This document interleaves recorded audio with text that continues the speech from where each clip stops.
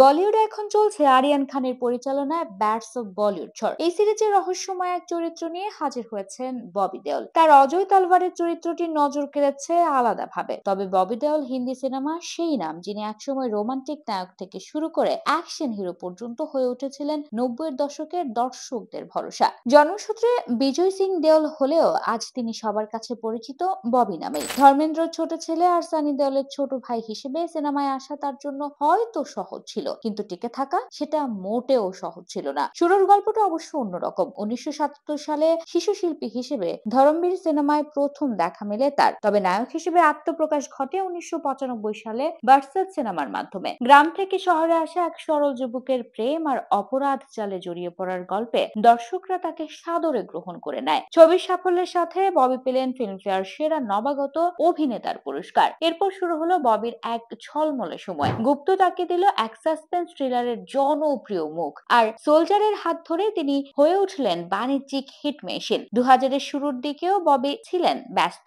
বাদল আর বিচ্ছু তাকে দিল অ্যাকশন নায়কের মর্যাদা। আজনাবি তাকে দাঁড় করালো অক্ষয় কুমারের বিপরীতে, আর হামরাজ এনে দিল সেরা অভিনেতার মনোনয়ন। এই সময়টা এক কথায় ছিল তার ক্যারিয়ারের সোনালী অধ্যায়। অনেকে ধরে নিয়েছিলেন বাবার ভাইকে ছাড়িয়ে যাবেন ছোট দেওল, কিন্তু সাফল্যের পর যে ঝড় নামে তা সামলানো সহজ নয়। 2003-এর পর থেকে ববি যেন নিজেকে হারিয়ে খুঁজছিলেন। আপনি কিংবা ইমলা পাগলা দিওয়ানা পারিবারিক ছবিতে তাকে আবার আলোচনায় ফেরালেও ধারাবাহিকতা আসছিল না কোনোভাবেই। মাঝের সময়টা ছিল হতাশায় ভরা। একের পর এক ফিল্ম হাতছাড়া হওয়া, বক্স অফিসে ফ্লপ সিনেমা আর নিজের উপর আস্থা হারানো, সব মিলিয়ে একসময় কাজের অভাবে তিনি বাড়িতেই বসে থাকতেন। টেলিভিশন শোতে নিজেই স্বীকার করেছিলেন, আমি হাল ছেড়ে দিয়েছিলাম, শুধু খেতাম। আমার ছেলে একদিন মাকে জিজ্ঞেস করলো, বাবা বাসায় বসে থাকে কেন? তখন বুঝলাম আমাকে বদলাতে হবে। ফিরে আসা সে লড়াই শুরু হয় ওয়েব সিরিজের হাত ধরে। ক্লাস অফ 83 সিনেমায় পুলিশ অফিসারের চরিত্রে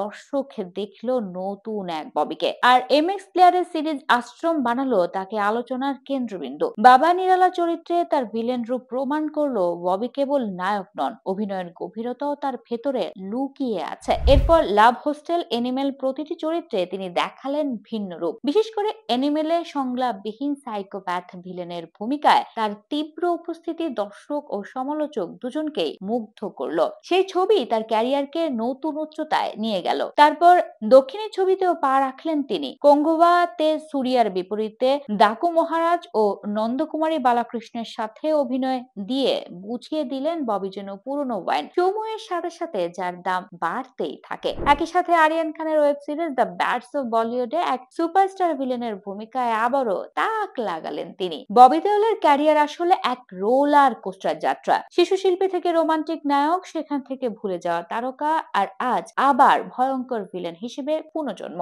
সময়ের সাথে বদলে যাওয়া এই যাত্রা প্রমাণ করে তিনি শুধু ধর্মেন্দ্রের ছেলে নন, সানি দেওলের ভাই নন, তিনি নিজের জায়গাটা তৈরি করেছেন হিন্দি সিনেমার ভিড়ে একেবারে আলাদা হয়ে।